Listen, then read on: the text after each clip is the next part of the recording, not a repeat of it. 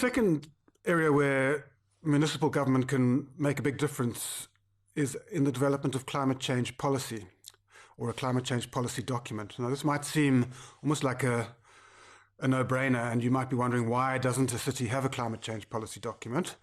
Well, there are many reasons for that. Part of that is capacity, political priorities, and other agendas that may be pushing officials in different directions and forcing them not to concentrate on climate change. But a climate change policy is really important because it sets the priorities and the principles by which line functions within the city can then respond to climate change. And in a city context where you have officials who are sort of quite rule-bound in the way they can operate, having a climate change policy then gives them the mandate to respond in certain ways. If there isn't a climate change policy, then it's kind of an unwritten mandate, and their line managers might be asking them, well, why are you concentrating on this when it isn't one of your so-called key performance indicators, for instance? Globally, many cities have developed these climate change policies and adaptation strategies, and there's a lot of good case studies around that African municipal areas could learn from and build on.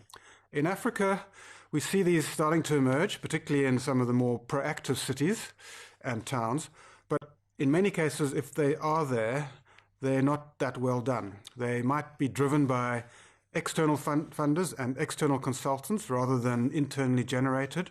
And the problem with a lot of these externally generated policy processes is that they don't have local buy-in and then kind of sit on a shelf because there isn't local ownership. And then also in the African context, we really need to be realistic about what can be achieved within these policies.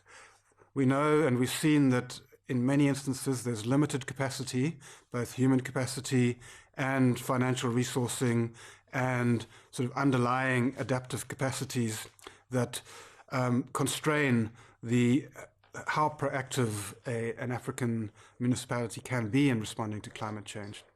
And so we really need to bear in mind something that a city official in Lusaka in Zambia said to a colleague of mine, that a good policy is one that can be implemented.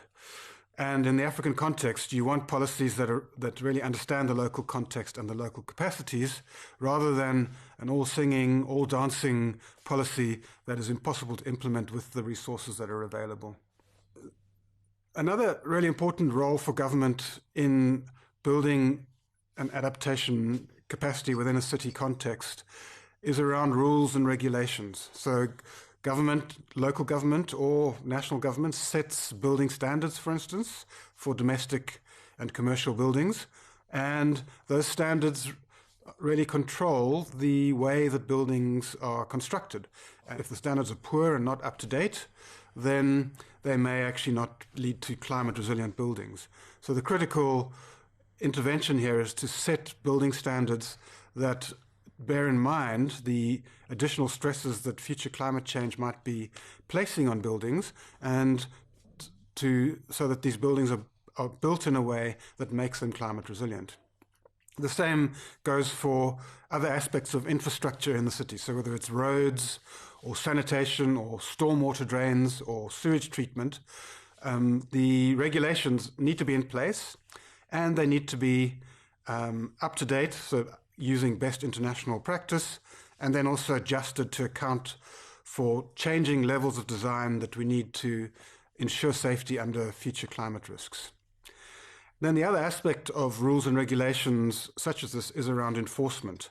And this is really important in a lot of African contexts, as we've mentioned earlier. If you don't have enforcement of the regulations, then you're not going to end up with buildings and infrastructure built to the level of resilience that one would like to have.